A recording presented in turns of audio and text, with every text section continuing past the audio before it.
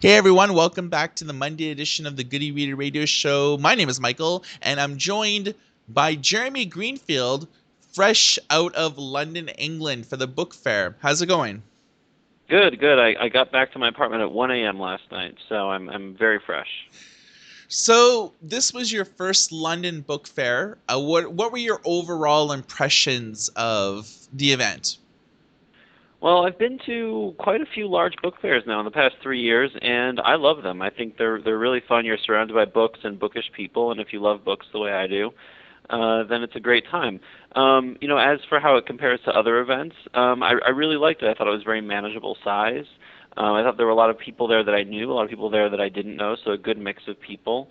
And the main thing that I learned, and I'm actually blogging about this as we speak, and I should probably publish and as soon as we finish recording this, is that the UK digital publishing industry has really just caught up to the US, even after a year or two ago being as much as a year or 2 years behind.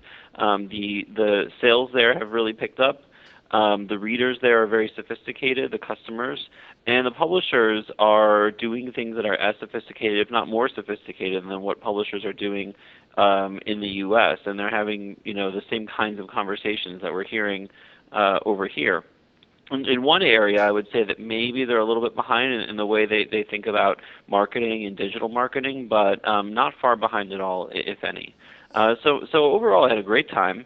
I met a lot of great people. I learned a lot, and mostly my eyes were open to the U.S. isn't the only market really leading in the ebook revolution anymore.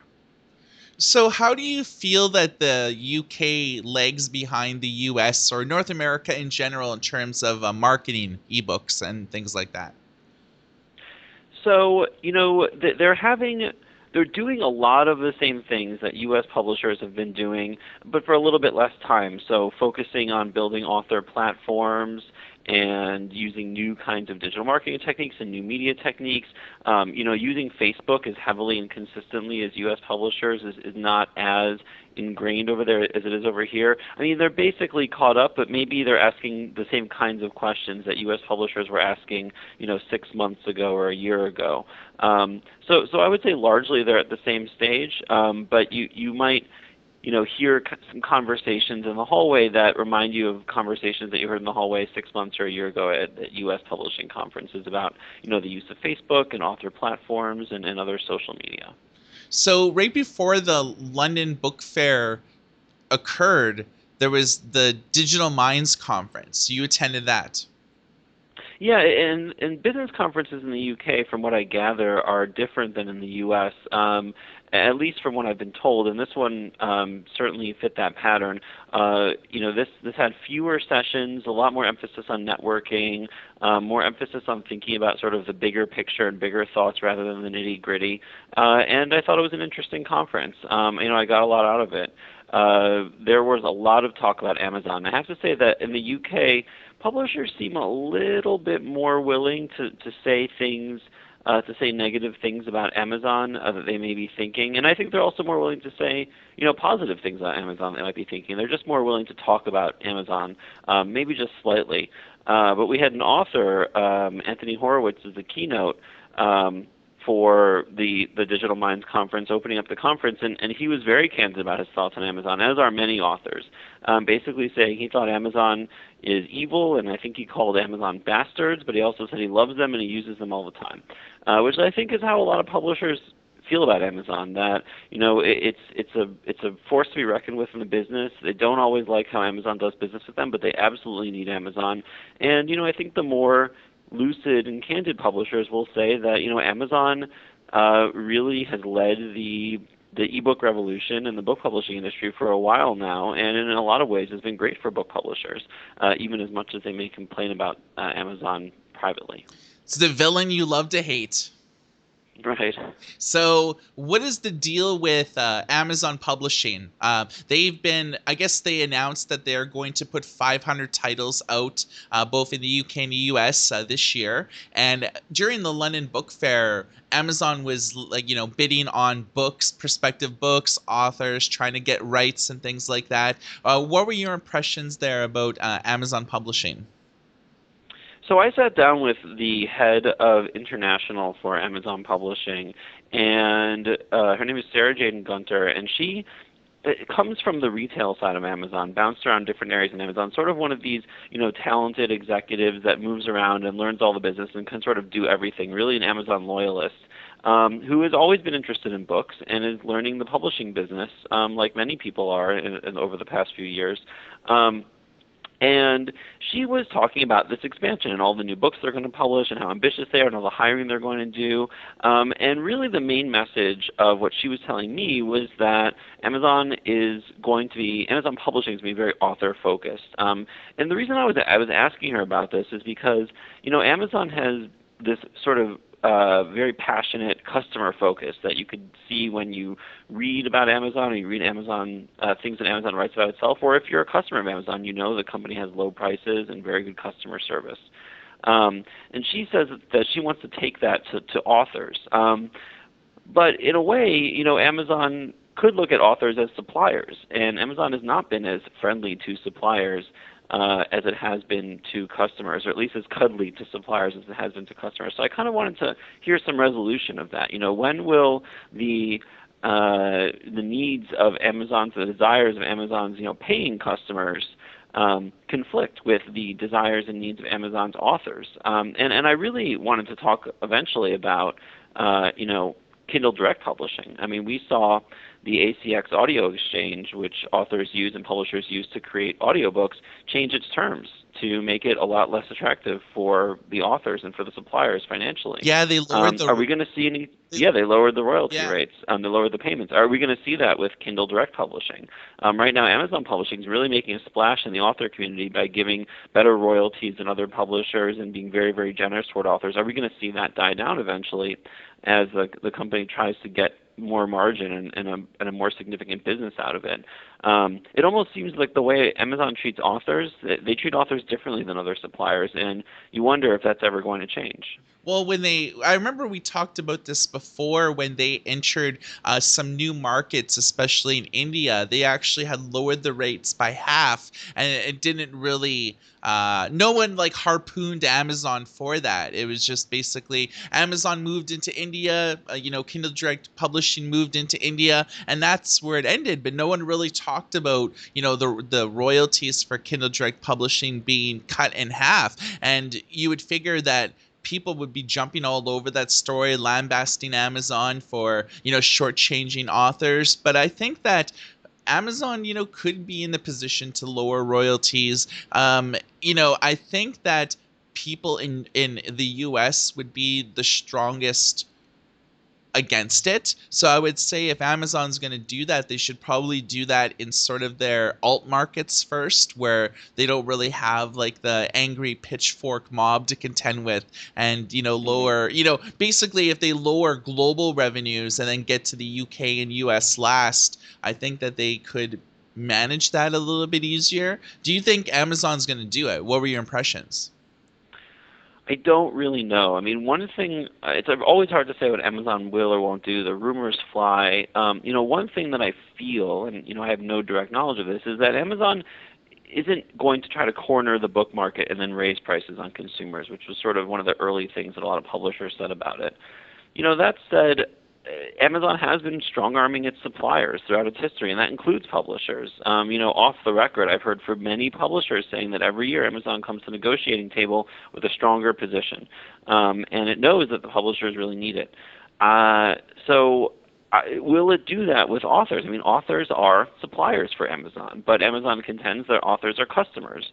At the same time, they give authors a very good margin. Is it the kind of thing that Amazon philosophically believes in, cutting out the middleman to the raw supplier and the raw supplier's authors, or is it something where Amazon's using authors right now to help weaken publishers until it doesn't need them as much anymore? I don't really know. It's very, very hard to say. I'll tell you this. Authors, especially in the U.S., have become huge fans of Amazon and big supporters of working with Kindle Direct Publishing. And, Amazon has been nothing but friendly to them for the most part. And I wonder if Amazon did make a move in terms of changing the royalty structure, would authors be up in arms? And would competitive services like Nook and Kobo's Writing Life be able to make inroads with them? Well, if there was a vanguard of self-publishing, Hugh Howey would be it. And he spoke at, I believe, one of the Digital Minds conferences that you attended. What were your impressions on what Hugh Howey had to say? Well, I like Hugh, and we've had our public conflicts over some author information, author data, let's call it. But it was him and John Fine, who's the head of author and publisher relations at Amazon, and another author on stage. And I all those people are very, very smart people. I mean, I know John and Huey pretty well from talking to them and reporting on them and reading things they've written over the years. But this is basically a big ad for Kindle Direct Publishing. It really wasn't all that informative, and there wasn't a question and answer session at the end, and it was just sort of a love fest for Amazon, which is fine. I mean, I think Hugh Howey has a lot of reason to love Amazon, and John Fine obviously works for Amazon. He's a very outgoing and positive spokesperson for Kindle Direct Publishing, and let's be honest, Kindle Direct Publishing, Kobo's Writing Life, Nook Press, Smashwords, the self-publishing revolution really ignited by Kindle is a miracle for authors. I mean, it's a great era that we're living in terms of being an author, and I think in terms of the published word. It's a time when people can really put book length works out there into a distribution center where they can get it to millions of people, and I think that's amazing, and I think it's a miracle. But the session really wasn't all that informative, and what I really wanted to ask them was, will Kindle Direct Publishing ever change its terms with authors, and will it lower those royalty payments as it's done with other kinds of suppliers? I never really got a chance to do that, unfortunately. Yeah. Okay, so before we wrap up the Amazon segment and talk about some other things, I actually read something very interesting at Jeff Bezos' letter to shareholders. It was very long, probably the longest that he had ever written. And it was in classic Amazon fashion, millions of this, millions of that, with no definitive figures. But the only definitive figures we have is with Mayday, which was a new feature in the Amazon Kindle HDX line of tablets, so the 7 and 8.9. Mayday is basically a button that you press where you actually get to speak to a live Amazon rep via video chat. And some of the statistics here are actually pretty amusing. So 35 Mayday tech advisors have received marriage proposals. Oh, wow. Yeah, 475 customers asked to talk to Amy, which was the girl from the commercials. Hmm. 109 people asked for help ordering pizza. Wow. 44 Mayday advisors have sung happy birthday to customers. Oh, wow, and, that's amazing. and there was a whopping 650 instances of Mayday advisors being sung to by customers. Wow. Well, that actually appeals to me because I like singing to people. Me too. Okay, so one of the last things out of the London Book Fair was Barnes and Noble executives being very optimistic about international expansion for not only the bookseller, but mainly having to do with like Nook Press. And I believe that you had a chance to speak to Teresa Horner, who's basically in charge of Nook Press. Yeah. So, of course, Barnes and Noble had some bad press recently, and mostly coming out of its financials for Nook. The financials have not been good for Nook, and the company seems to be floundering a little bit on the digital side. Although it is cutting its losses, its revenues are also decreasing dramatically. So I shouldn't have been surprised, though, to hear the Nook executives be very positive about what they're doing. I mean, what are they supposed to do? Give up? And even if they are privately looking for other jobs, and I have heard murmurs of some fairly key Nook folks, looking around for other things. We've seen a sort of brain drain at the top of the company toward the end of last year.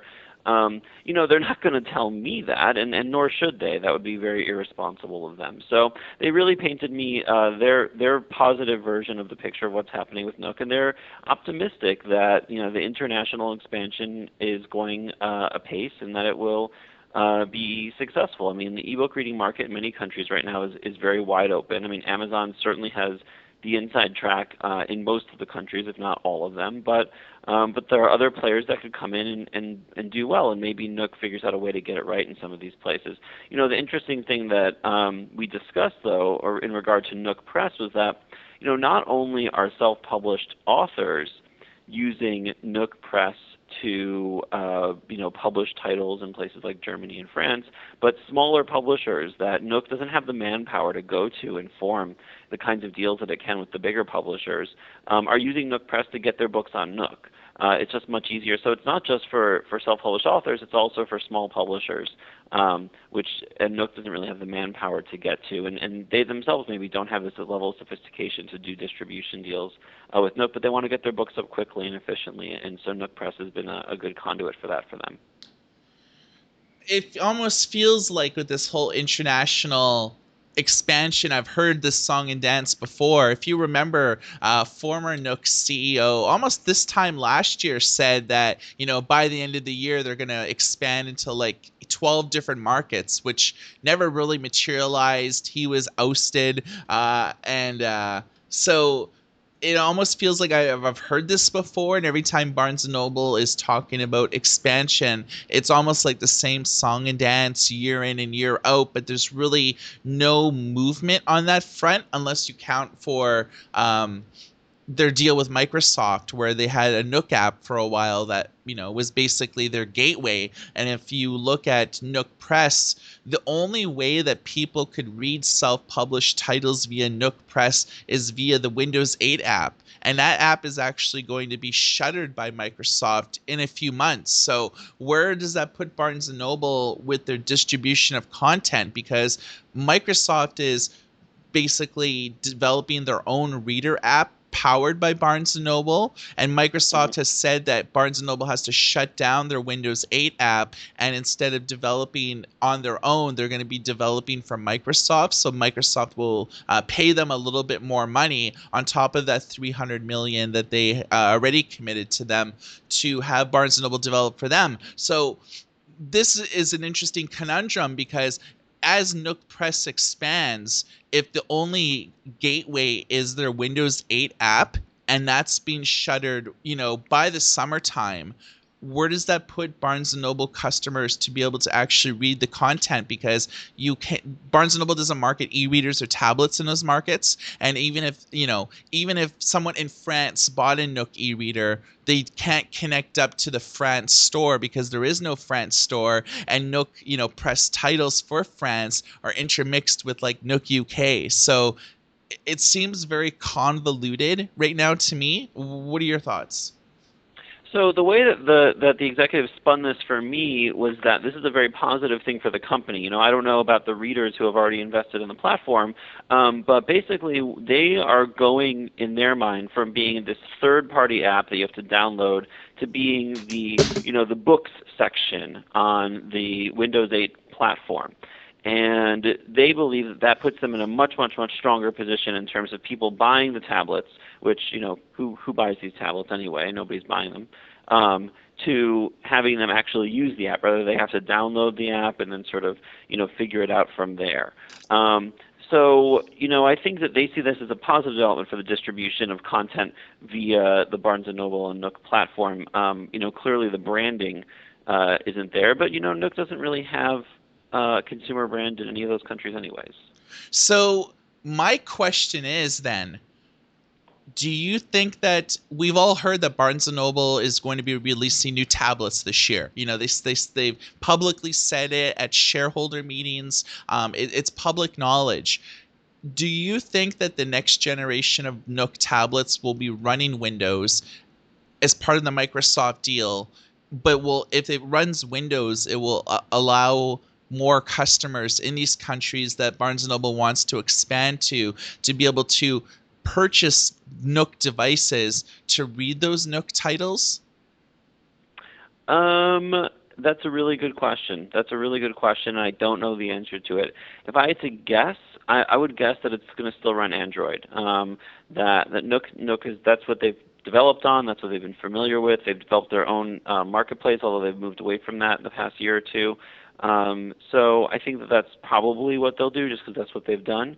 But it's really impossible to say. It's a really good question. I mean, ultimately, I hate to say this, but I don't think the answer is that relevant because the Microsoft platform hasn't really sold very well, and the Nook platform hasn't sold very well. And when we say it hasn't sold very well, I mean we're talking about the worldwide market for tablets is just absolutely a volcano. It's Eh. exploding right now, and neither of these companies are growing when it comes to tablets in any significant way. I mean, we're talking about rounding errors for the biggies, like Android and iOS. So, other Android tablets, I should say. So, I don't think it ultimately really matters, unfortunately, for Nook, I'll be curious to find out. And if you got to think that if it's a Windows platform that tablet runs on, that it's sort of these two companies are getting even more serious about working together, which could be a good solution for Nook, which is not, again, in such a great financial position.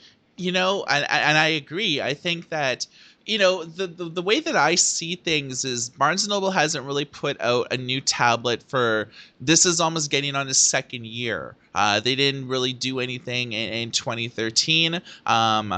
2014 maybe at the end of the year. I think the only new device they released last year was the Nook Low Light. Correct me if I'm wrong, but that's sort of what I recall. But if you look at e-reading, if the only way that France customers and Europeans could read Nook Press titles is through the Windows 8 app, it's like you're making them read on their PC. And statistically, people don't like to read on their PC. It's like they read on their phones, they read on their tablets, they read on their e-readers.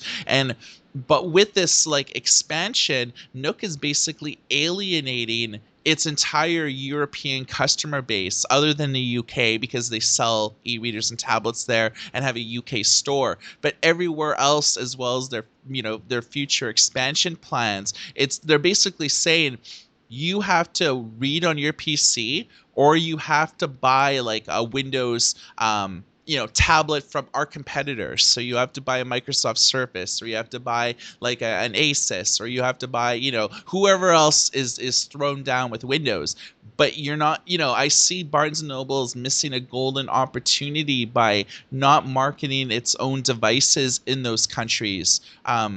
Where people could actually buy and read those books on a Barnes and Noble branded tablet. So as Barnes and Noble expands, they're basically shooting themselves in the foot by not going with Windows. I mean, we've seen that Barnes and Noble has sunk a lot of money into marketing tablets and hardware and against companies that just, quite frankly, have way deeper pockets than Barnes and Noble. I mean, the quarterly revenue of Amazon, which is the smallest of these competitors, is twice as large or more than twice as large as Barnes & Noble is as a company all year. So they just don't have the deep pockets. And yes, and Microsoft made a big investment, Pearson made a big investment, but $25 million a year for international expansion, it's not even like bringing a knife to a gunfight. It's like bringing a pillow to a gunfight. If you look at the competitors, you've got Google and Apple and Amazon. And I'm going to say Kobo here too, because Kobo has a deep-pocketed parent in Rakuten, which really owns e-commerce in Japan and a lot of other countries in East Asia. So, I see what you're saying. It seems like it'd be very much an uphill battle for Barnes and Noble to win market share in these companies without going out with a strong sort of hardware/software play. On the other hand, that is a big investment, and it's very, very risky for a company that is being, underwritten by a chain of 1,300, bookstores in the U.S., which is not exactly a growth business in itself, even though it's a fairly healthy business for the company as it is. So, I think that Barnes & Noble has got to worry about more than just, am I going to succeed in building an e-reading business in Italy? It has to worry about its overall business here in the U.S., which is still, quite healthy. All right, so now that we kind of talked about the main aspects of the London Book Fair, let's talk about some of the bigger stories that have happened within about the last week. First of all, Fire TV. And this is a new ultra slim box that's meant to compete with Roku and Apple TV and everything like that. It has gaming elements, so you can actually buy a game controller and play Android games designed for the Fire TV. Amazon Studios is investing heavily in talent, responsible for some mega franchises to pump out their own games. Jeremy, overall, Fire TV shipping right now, do you think that it'll succeed in the marketplace? Um, I think it will. I think it will because this sort of set-top box connecting to the internet thing is just becoming popular, and Amazon is a huge sales and marketing platform through its e-commerce site. So people visit all the time. I mean, Amazon basically rammed the Kindle Fire down everyone's throats, and people bought it, and people like it. And maybe the first version or two weren't that great, but now they're up to speed with the other tablets, and has a very large market share. Um, so I do think Amazon has a very good chance of being successful at this. I don't think it really overall impacts the book business all that much, No. because it is sort of part of this large sort of, we have an Amazon ecosystem and you'll be a part of it. But these ecosystems are so low risk and low cost to be a part of that you can really easily be part of more than one. So there are people that have Vcast on their TV, and they have a Kindle, and they have an iPad, and then they interact with content through all three of those ecosystems very inexpensively. I mean, you can very easily have Amazon Prime and Netflix at the same time, and Hulu at the same time. It's very inexpensive, especially if you compare it to sort of your traditional cable television bill and media spend if you transition that to digital. So I don't think it's going to help Amazon necessarily crush its competition, but it helps Amazon, have a seat at that table of, we are one of those places where we are literally everywhere that you want to be, and even more places, which I'm sure we're going to discuss soon.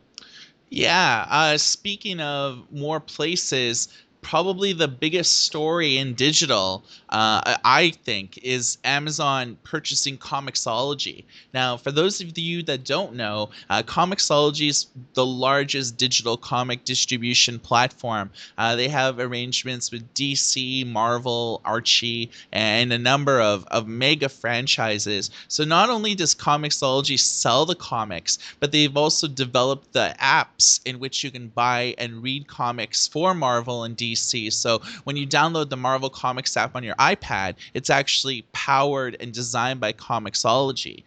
So one of the big, I mean, we don't know the figures, and we don't really know how much Amazon had paid Comixology, but we all saw this coming. At least I did. I mean, the writing was on the wall, I guess, for about the last year, that Amazon had their eyes on Comixology as being one of the last pieces of the puzzle for their digital business that they didn't have.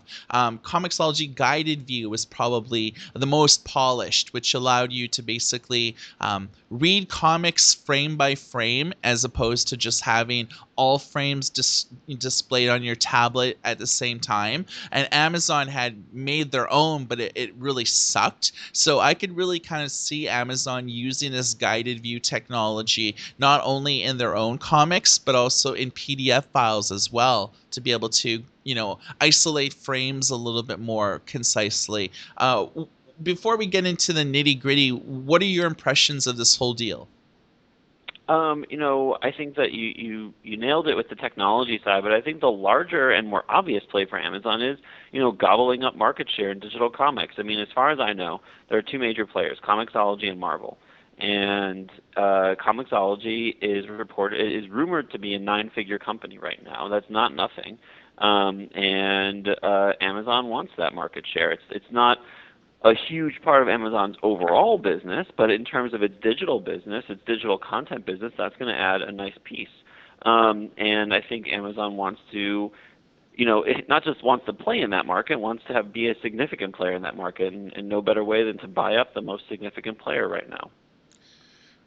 So most comic ecosystems out there, if you look at iBooks, if you look at Google Books, if you look at Kobo, Barnes and Noble, and even Amazon, they all sell comics, but they all just sell graphic novels. None of them sell single issue comics. The only notable exception is DC and Google reaching an agreement actually last week, where DC is going to push out single issue comics via Google Play. So Amazon will obviously with this Comixology deal finally be able to sell single issue comics in its Kindle store, because a lot of people don't know this, but with graphic novels are basically, issue 1 to 6 bundled like in a graphic novel format. So instead of buying the single issues, you can just buy the graphic novels and then you get, 6 or 7 comics within that one book.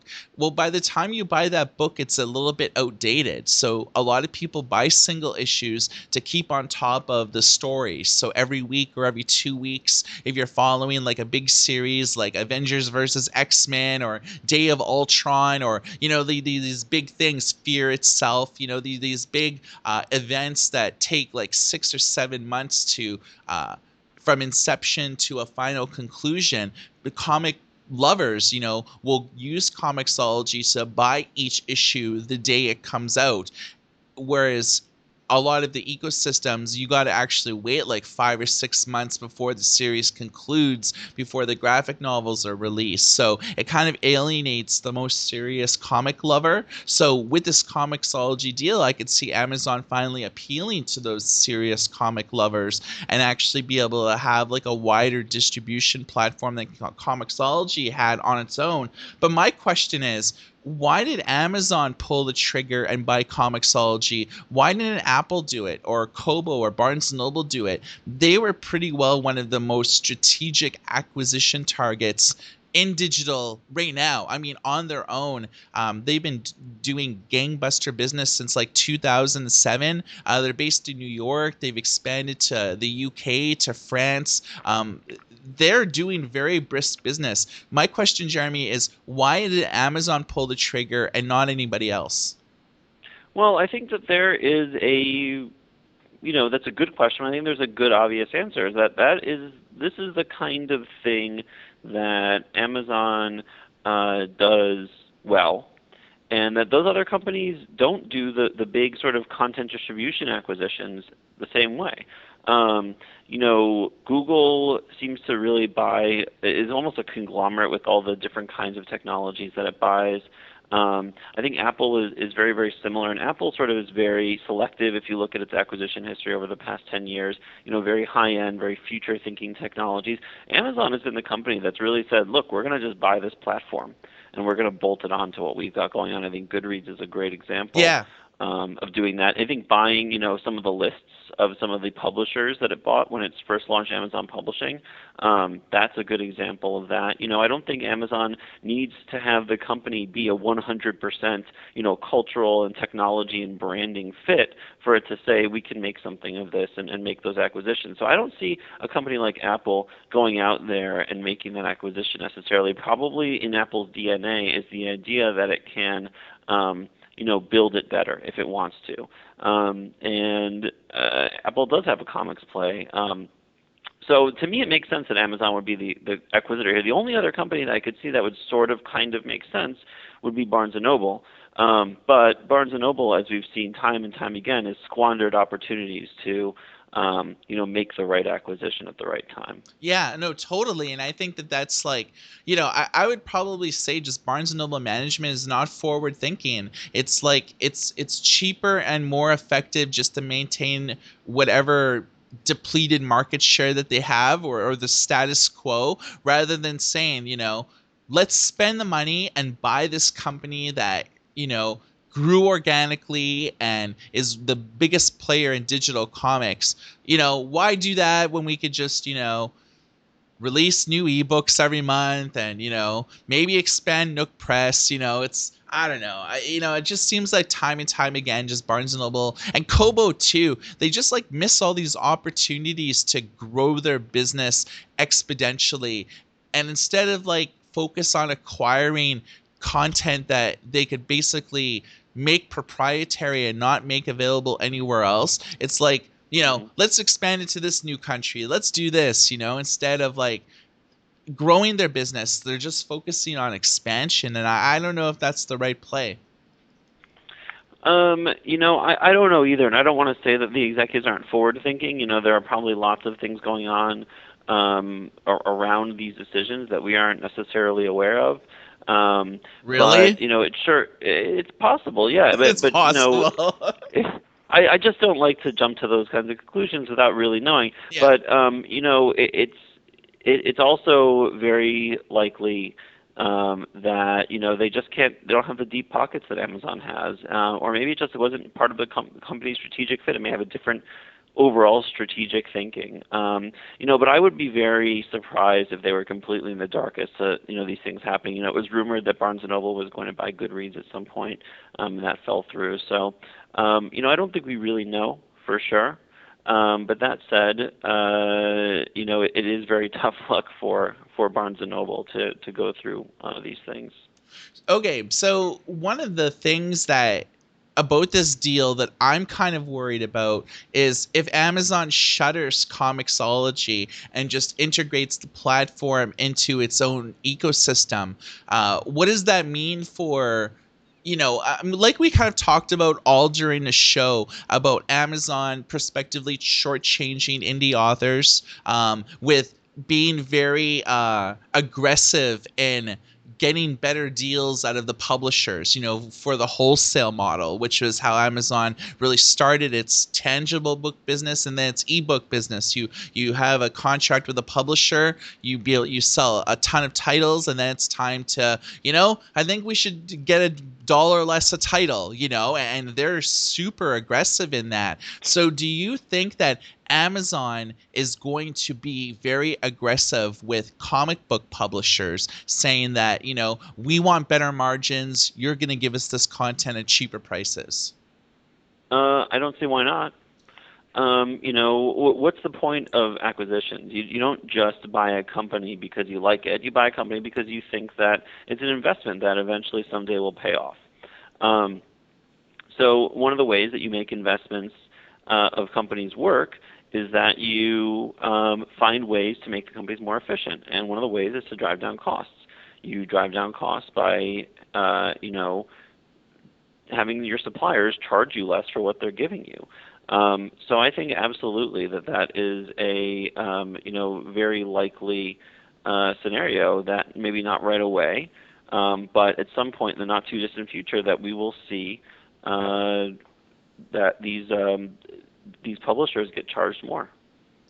Yeah, that I see that happening. Like I don't have confirmation, and no little birdies have spoken to me, but given Amazon's DNA of aggressively getting the lowest price out of everybody, it makes sense to see that they're going to do that with comic book publishers. And I don't think comic publishers are used to that. They've never been told historically to, to drive down prices or to charge less. And this might be off-putting, especially to companies like Marvel that are owned by Disney, where they just might be resistant to it. And I do know for a fact, and I've written about it a number of times, that Marvel is developing its own app, its own system to sell comics, its own. Well, doesn't it already do that? I Well, thought Marvel already sold its own comics. they don't. They distribute it through Comixology. The only thing that Marvel sells is subscriptions to its Unlimited program, which is basically classic comics. So, comics from the 80s, comics from the 90s. I think that there's like 12,000 of them, and it's like the Netflix of comics. You pay like $9, and it's like you could download and read as many comics as you want. So that's what they own, but they want to get more involved. Like, they want to have a comic subscription platform. They want to sell comics themselves. They want to do like a comic retailer program where retailers could get commissions by from their patrons buying the digital comics. Like, they have grand plans, and I think that these plans may be a little bit fast tracked now that Amazon owns Comixology, because that was the only way that Marvel pushed comic sales onto Android and iOS and Windows 8 and all these things. It's all Comixology. And I see in the not too distant future that Amazon either shutter Comixology or really put the emphasis on, if you want first run titles, you have to come to us, and that'll limit these comic publishers' prospective audience pool. So I could see Marvel and DC and companies like that put less emphasis on comiXology, so less eggs in one basket, and start developing like their own platforms, because really, Amazon could very well leave comiXology to its own devices, sort of what they did with Zappos, the shoe Hmm. company, or sort of what they did with Goodreads, where it's like, you know, we're not going to provide a lot of oversight. You guys can continue to do your own thing, but we're eventually going to integrate, some of your stuff into our products. Amazon could very well do that, but at the same time, this whole deal I see is very worrying for the publishing industry just because of the air of uncertainty. That makes complete sense. All right. So before we wrap up the show, we've been going for a very strong 40 minutes here on some very excellent conversations. What do you got going on this week? What's new? We're just really excited about an April 30th webcast that we're doing in partnership with so many great partners. It's Huffington Post Books and Digital Book World putting together. We're talking to Book Riot, Electric Literature, a number of others, and we have their bloggers on with us. And we're also going to look at some bestseller data to look at what are ebook readers actually reading. I think a lot of what it gets done in publishing is done with the gut, telling us, what are readers reading, what are readers interested in, and we are going to talk to people who sort of put their finger on the pulse, as it were, and try to figure out what ebook readers are reading. But we're also going to look at bestseller data to see, what's actually really selling out there. So I'm really excited for that, and I'm really focused on that right now. And we've come back from the UK with some great ideas and some great plans and ways to continue to serve our readers and maybe some new readers over in Europe. So we'll be coming out with some of that stuff shortly. All right. So with our website, Goody Reader, we have actually unveiled some pretty cool technology in the last week or so. So as everyone knows, we have an app store at apps.goodyreader.com, and we've actually introduced two great features that have been lacking for some time. One is an update notification system. So our app store, unlike probably all the others, it's exclusively curated. So we have a small team of people that daily are looking for like the best apps, the best new apps out there out of the thousands released every day, and we put them on our site. And some sites like Google constantly hype, we have 1 million apps, and Amazon constantly hypes, we have 350,000 apps, we have 30,000 apps, but they're all really good. And Right. one of the pitfalls of a curated system is that sometimes apps can get out of date because we don't have automatic features to like automatically update apps. So we introduced the update notification system. So if you're installed an app, or if you're using an app from our site and you say, hey, a new version's available, but that new version isn't on our site, we have a little notification flag next to the version number. So you can let us know, and within about 6 hours on average, we're updating that app to the latest version, not only for Android, but for BlackBerry and for Tizen and things like that as well. We also introduced a crazy new rating system. So for our mobile apps, I guess for about the last year, have had like a ratings and review system. So you download an app that you like, you can rate it 1 out of 5 stars, you can leave a written review if you want, and now we've introduced that same feature into the web-based version, but we're actually pulling a lot of data from our mobile clients. So most of our apps all have ratings and reviews now, but we've added a lot of synergy. So if you add a rating on an app on our website, it's automatically synced to the mobile client now. So it's kind of cool because it sort of gives people incentive to use both, or either and or, but they're getting the most current data on there. So we're making a lot more advances with our website, so you can continue to check. If you have any feature requests, you can send them to support@goodyreader.com. And for the next week, not too much is going on other than just development on the App Store. Of course, we always track the latest and greatest news in publishing, more with like a tech edge. But we are going to be starting a new retro review series.